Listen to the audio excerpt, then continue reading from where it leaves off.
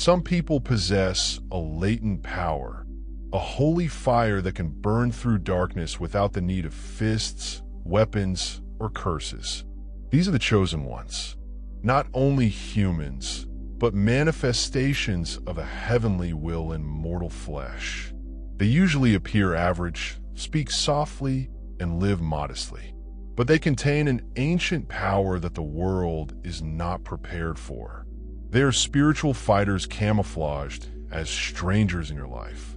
Misunderstood, overlooked, pushed to the fringes, mocked for their silence, and dreaded for reasons that their adversaries don't completely comprehend. These entities don't require chaos to win. When aroused, they do not require violence to achieve victory. They do not react aggressively when offended. They don't retaliate because they understand that genuine strength is not loud. It's not messy. It's not emotional.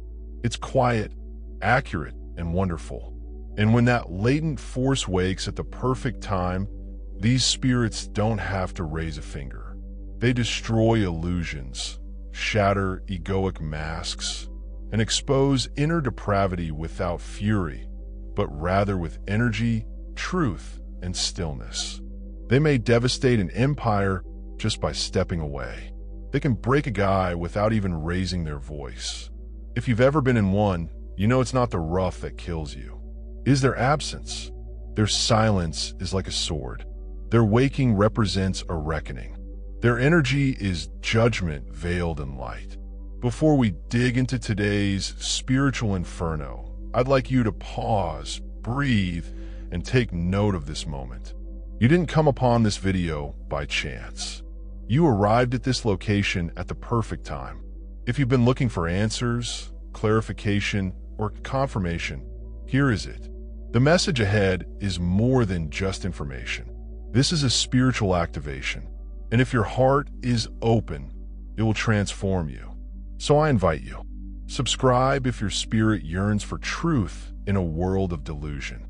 Subscribe if you believe in purpose, divine justice, and spiritual force that extends beyond the material world. And if you receive this message at the perfect time, type 1111 in the comments to send a signal to the cosmos, a proclamation that your spirit is ready for truth, change, and ascent, letting the heavens know you're in sync with divine timing. You are not fleeing the storm. You are becoming one. The stillness is louder than your screaming. A selected one will never spend energy on frivolous fights. You can insult, offend, and manipulate them, but you will never bring them into your pandemonium. They do not clap back. They do not compete. They do not scream to be heard. Instead, they go mute. And the hush. It is not passivity. It's precise. It's a considerably more effective weapon than words. The silence mirrors your own spirit. Back to you. It reveals your guilt, humiliation, and want for attention. And suddenly, the selected one's silence becomes the loudest thing in the room. It starts to eat away at you. They did not say anything, but rather nothing. You start to overthink, unwind, and spiral in your own internal cacophony. Their absence grows louder than your own. The worst thing was that they never had to raise a finger. That is spiritual warfare at its pinnacle. Disarming your adversary with divine indifference to their energy will reveal every demon you've hidden. There is no hiding from the chosen one. They do not need to know your secrets. They feel them. Their energy is so pure, so tuned toward truth, that deceit cannot exist in their presence. You may fool the entire world. You may cover up your wounds. You may lie to yourself and believe it. But when you stand before a chosen one, all of that deception begins to disintegrate. Why? Because they do not judge you. They expose you.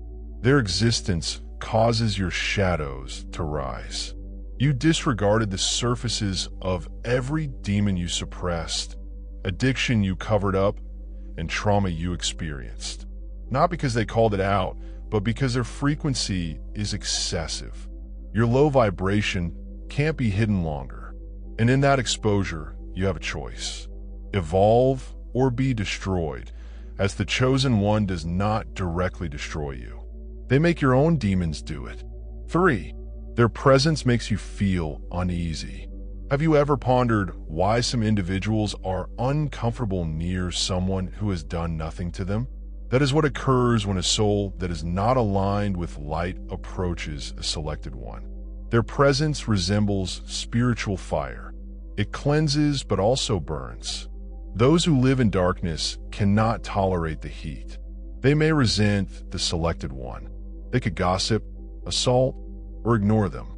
But deep down, the discomfort stems from a soul-level encounter. Standing in front of a selected one is akin to looking into the holy mirror. You feel seen, exposed, and humbled. The light bothers the darkness you've gotten accustomed to, and this irritation develops into resentment. Not because the selected one did anything wrong, but because their energy renders your mask unfit to wear. They don't even need to talk. The quiet accuses you. The purity makes you ashamed. The quiet disrupts your pandemonium. This is why some people flee. They are terrified not of the chosen one, but of themselves and their presence. They go away, and everything falls apart. You never understand how powerful someone was in your life until they are gone.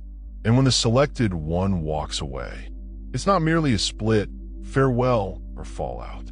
It is a spiritual transformation, because they weren't just there in your life. They were assigned to it. Their energy was holding things together that you didn't even realize were broken. They prayed for you even though you did not believe in prayer. They stabilized your emotions without saying anything. They attracted benefits to your place just by being present. And as they go away, the divine cloak follows them. Suddenly, everything falls apart. Doors shut. Opportunities dry up. Peace is not to be found. You can sense the vacuum, not only emotionally, but spiritually. It is only then that you understand they were more than simply a person. They were anointed. And losing a chosen one is more than a personal loss. It is a spiritual consequence. 5. Their success will shame your stagnation. You believe you had broken them. You mocked, questioned, and disregarded them. But you didn't comprehend that every effort to eliminate a chosen one just accelerates their growth. The treachery you feared would crush them. It becomes the dirt that feeds their roots. You hope that rejection would wreck them.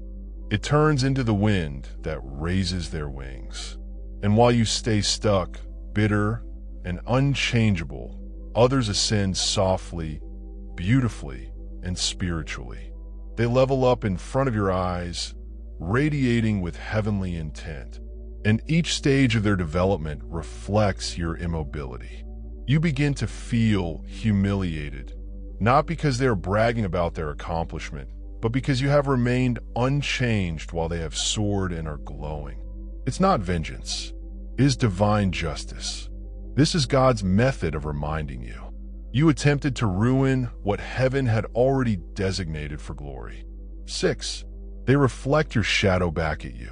Standing in the presence of a chosen one is like looking into the universe's most honest mirror. They do not need to call you out. You feel called out simply glancing at them. Their compassion exposes your brutality. Their stillness shows your turmoil. Their constancy shames your games, and you are no longer upset with them. You're upset with the version of yourself that they compel you to confront. They're not attempting to condemn you. They're simply being themselves. However, their energy vibrates at such high frequencies that your lesser qualities can no longer subsist in silence. You notice the gap. You feel ashamed. You see the difference between who you are and who you are supposed to be. Here's the brutal reality. Many people destroy themselves in an attempt to escape that mirror, unaware that the chosen one was never intending to harm them, simply putting a mirror up to their spirit. 7. They pray, and things begin to move. Never underestimate the spiritual authority of a selected person. They may stroll gently on earth, but in the spiritual sphere, they may move mountains. They do not desire vengeance. They desire heavenly justice. When people pray from brokenness, holy alignment, rather than ego, the heavens reply. Things start to alter. Your component evaporates. Your blessings have stalled.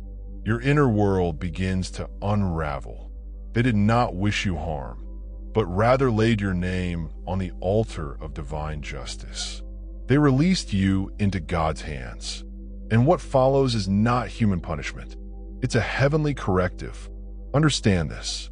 When a chosen one passes you over to the Most High, you no longer have influence over the result. And what God does to repair and protect his chosen frequently becomes the storm that breaks those who seek to harm them. 8. They do not retaliate. They transcend. You expect them to fight. You want them to drag you through the same muck that you flung at them. However, the selected one does not spend time in the pit. They uplift rather than exact retribution.